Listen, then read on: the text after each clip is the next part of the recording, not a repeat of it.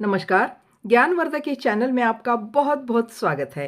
दर्शकों, इस चैनल के माध्यम से आप महाभारत के संवेदनशील प्रसंगों को देखते आ रहे हैं और आपका सपोर्ट ही मेरे लिए प्रेरणा स्रोत बन जाता है, इसलिए आपका साथ बना रखिए। पिछली वीडियो में आपने देखा ही होगा कि विदुर, कुंती और संजय तीनों युद्ध भूमि की ओर निकल पड़े, क्योंकि कुंती जिद करती है कि कर्ण की मृत्यु के होने पर उसका शव संस्कार में वो शामिल रहे। वे ऐसी जगह ढूंढ रहे हैं जहां कर्ण की मृत्यु हो गई थी। कुंती ने देखा युद्ध भूमि में बहुत सारे मृतदेह पड़े हुए हैं। कुछ गिद्धड़ वहां मंडरा रहे हैं। वातावरण एकदम सुनसान है और सुनसान जगह में ऐसी खामोशी में भी कुछ सैनिकों की कराहने की आवाजें आ रही है। अचानक संजय ने देखा कि सामने दो कुत्ते भौंकते हुए कुंती की तरफ लपक रहे हैं। संजय ने तुरंत समझा कि यह स्थान तो बाबा खतरनाक है। चारों ओर देखा, लाठी जैसे कोई चीज भी नहीं है कि कुत्ते को भगा दे। तो उन्होंने तुरंत अपने कमर की तलवार निकाली और कुत्ते पर वे टूट पड़े। जैसे ही कुत्ते को मार लगी, कुत्ते के आधी कमर टूट गई और खून के फव्वारे निकल पड़े। वह कुत्ता मुंह खोले खोले धरती पर वहीं पर गिर पड़ा और दूसरा कुत्ता अपनी जान बचाकर भाग गया। ऐसे ही वे तीनों आगे आगे बढ़ रहे थे युद्ध भूमि में। जगह जगह पर मक्खियों के झुंड भिनभिना रहे थे। डर कर भागे कुत्ते की आवाज सुनकर वहां खड़े 7-8 और कुत्ते भी भाग गए। गंजी लाल गर्दन और काले काले बड़े बड़े गिद्ध तो मस्ती से उनकी ओर देख रहे थे। यह सब देखकर कुंती को ऐसे लग रहा था कि उल्टी हो जाएगी। वो उल्टी करने बैठ भी जाती है। सामने पड़े शव को देखकर कुंती की उल्टी आने का जो एहसास है वो और बढ़ जाता है। विदुर ने झुककर उसकी बाह पकड़ी और संजय चारों ओर देख रहा था। वो सोचने लगा था कि कल इसी मैदान में युद्ध हुआ था या और किसी दूसरे जगह में। अर्जुन किस ओर गया था, कर्ण किस ओर से लड़ रहा था, उसकी टुकड़ी किस ओर गई, नाग किस ओर बैठे थे, खड़े थे, युद्ध लड़ रहे थे। संजय के कुछ भी समझ में नहीं आ रहा था। हाँ, नागों के शव पहचाने जा सकते हैं, संजय ने सोचा। वे पक्षियों के पंख वाले किरीट पहनते हैं। अगर वे उस तरफ थे तो अर्जुन का दल भी इसी तरफ रहेगा। तो कर्ण का रथ कहाँ? वो तो टूट गया था ना। अरे हाँ, सारथी के न होने से घोड़े तीर लगने से पागल होकर भागने लगे थे ना। संजय सोचने लगा और कहने लगा, कम बकत, ये गिद्ध भी दिशा भ्रम कर देते हैं। समस्त आकाश में भर गए हैं। धत, कुछ भी समझ में नहीं आ रहा था संजय के। वैसे युद्ध के आरंभ में कर्ण महाराज को ललकारने के लिए अर्जुन ने 3 बाण चलाए थे और उनके रथ के ऊपर का जो ध्वज था, कर्ण के रथ के ऊपर का ध्वज, वो उन्होंने उड़ा दिया था। तो वो ध्वज भी तो दिखाई नहीं दे रहा था। जब कर्ण की मृत्यु की जगह मिल ही नहीं रही थी तो विदुर ने कहा, संजय, इस स्थान पर कुंती खड़ी नहीं हो सकती। जल्दी वह स्थान दिखाओ अथवा वापस चलते हैं। इसको अपने रथ के पास ले चलते, बाद में हम दोनों आकर कर्ण के शव को ढूंढ कर ले जाएंगे। संजय कहता है कि पता ही नहीं चल रहा है चाचा जी, कर्ण कहाँ मारा गया। ऐसा लगता है कि मेरे और आपके जाकर ढूंढने पर भी कर्ण महाराज के शव को पहचानना मुश्किल है। इन हजारों आधे सड़े तथा कुत्ते और गिद्धड़ों द्वारा नोचे शवों को क्या ढूंढा जा सकता है? आप ही बताइए। कुंती ने उमड़ से दुख को रोककर कहा, लंबे लंबे हाथ, चौड़ा मुंह वाला है कर्ण मेरा। संजय ने कहा, हाँ हाँ, मैंने देखा है ना। कुंती एकदम खड़ी हो गई। चारों ओर देखकर उसने पूछा, कर्ण का रथ किस तरफ था, ये बता सकते हो?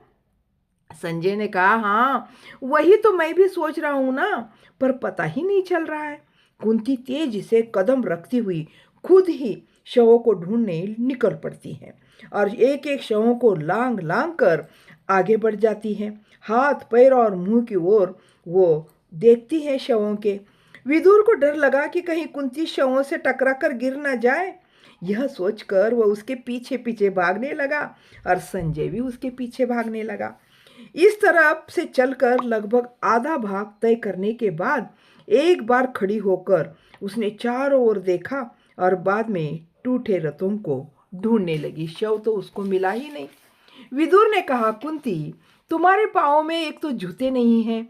कुंती अनसुना करके शवों का परीक्षण करने लगती है। अंत में वह खंबे के समान खड़ी हो जाती है। सूर्य डूब चुका होता है। धीरे धीरे अंधेरा भी छाने लगता है। अब सभी शवों का रंग एक जैसा ही दिखाई दे रहा है। कुंती एकदम फूट फूट कर रोने लगती है। विदुर को ध्यान आया कि कल आधी रात से कर्ण की मृत्यु का समाचार इनको मिला है। अब तक रोई नहीं, अब रो रही है। विदुर ने उसकी दाई बाह जोर से पकड़ी। संजय ने बाई बाह पकड़ी और कुंती खूब रो रही थी। रोते रोते वह वहीं पर ढह पड़ी। संजय ने सचेत किया। संजय को वह जगह ढूंढना मुश्किल हो रहा था और कुंती जिद करने लगी थी कि कर्ण की मृत्यु कहाँ हो गई है, वो जगह मुझे दिखाओ। वह कहता है, चाचा जी अब अंधेरा हो रहा है, हम अपने रथ की ओर बढ़ जाते हैं, वहीं रुक जाएंगे। उन दोनों ने उसकी बाहें थाम कर उठाया और रथ की ओर चलने लगे। वह बिना कोई विरोध किए उनके साथ साथ वो भी चलने लगी। रथ में बैठने के बाद संजय रथ को 2 घड़ी तक भगाता चला गया। वापस आने लगे। काफी दूर जाने के बाद दुर्गंध जरा कम हो गई थी। रथ को एक बरगद के पेड़ के पास खड़ा करने के बाद वह बोला, अंदाज से ही रथ यहाँ तक लाया हूँ, पर मुझे यह मालूम नहीं कि हस्तिनापुर किस दिशा में है। हम प्रात में ही यहाँ से निकलेंगे। अंधेरे में किसी गड्ढे में भी हम गिर सकते हैं अथवा घोड़े के पांव भी टूट सकते हैं। रास्ते में विदुर के बहुत आग्रह करने पर कुंती ने जरा सा सत्तू और शहद खा लिया। विदुर ने भी सत्तू खाया। अंधेरे में सूखी रोटी चबाते हुए संजय मन ही मन विचार करने लगा, किसकी बातें करने की आवाजें आ रही है। उसने विदुर को भी कहा कि सुना, कुछ सुनाई दे रहा है आपको? विदुर ने कहा, नहीं तो। तब संजय कहता है, चाचा जी आप तो बूढ़े हो चुके हैं, मुझे सुनाई दे रहा है। आप और महारानी रथ में बैठे रहिए, मैं ये घोड़े पर चला जाता हूँ और आज के युद्ध के बारे में समाचार एकत्रित करके लाता हूँ। संजय ने कुंती को पूछा, महारानी जी आपको डर तो नहीं लग रहा है ना? कुंती ने अपना सफेद सिर हिला दिया। संजय एक घोड़े पर चढ़कर निकल पड़ा। उसके चले जाने के बाद अंधेरा और घना हो गया था। चारों ओर मैदान था। हवा में थोड़ी थोड़ी दुर्गंध थी। आकाश में तारे तो धूल से पूरे ढक गए थे। बीच बीच में गिद्ध पंख फड़फड़ा रहे थे। विदुर ने कहा, कुंती कल रात से तुम सोई नहीं, अब जरा लेट जाओ, मैं जागता रहूंगा ना। विदुर के कहने पर वो तुरंत गुड़ी मुड़ी होकर लेट गई। नींद भी उसे आ गई।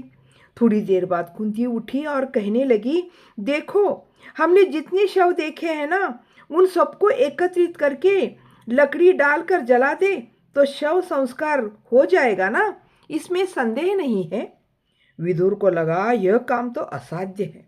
हजारों शवों का ढेर लगाने को लोग कहाँ से आएंगे और उन सबको जलाने को पर्याप्त लकड़ी यहाँ कहाँ से मिलेगी? विदुर ने कहा, देखो कुंती, जो पक्ष जीत जाता है ना, उसकी जिम्मेदारी होती है दोनों पक्षों के समस्त शवों के अग्नि संस्कार की। काफी समय हो गया था, संजय वापस नहीं आया। विदुर सोचने लगा कि अब क्या करे। एक ही घोड़ा है, अन्यथा चल पड़ते अपने वापस। यह घोड़ा भी पानी के लिए तड़प रहा है। विदुर के यह समझ में नहीं आ रहा था कि किस दिशा में जाने से पानी मिल सकता है। कुंती अब उठकर बैठ गई थी और कहने लगी थी, दुर्योधन की जीत अब संभव नहीं है। विदुर आसपास के वातावरण को निहार रहा था और दोनों रथ पर खुंटों के समान बैठे बैठे बातें कर रहे थे। तो इस तरह से अब इस कहानी को यहीं पर समाप्त करते हैं। इस कहानी का अगला भाग अगले वीडियो में जरूर देखिएगा। तब तक के लिए जय हिंद, जय भारत।